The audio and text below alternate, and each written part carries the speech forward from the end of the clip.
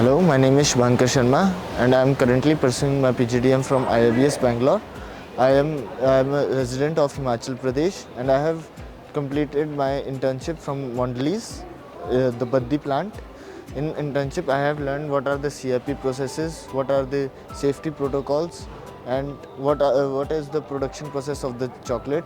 As I was a production intern in the company, I also learned the various safety procedures we need to follow, like DMS meetings. In DMS meetings, I was told about how to interact with our operators and identify the problems beforehand, before it becomes any major problem, and find the solutions to it.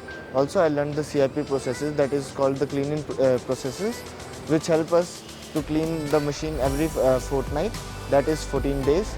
All the machines are get cleaned after 14 days, so that to ensure the smooth running of the plant.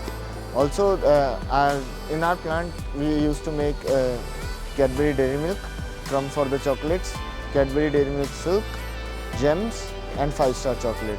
So therefore, I learned all the process and procedures of making all these chocolates and gems. And also I learned about how to cooperate with operators and deal with the problems easily. Thank you IIBS for presenting me with this opportunity.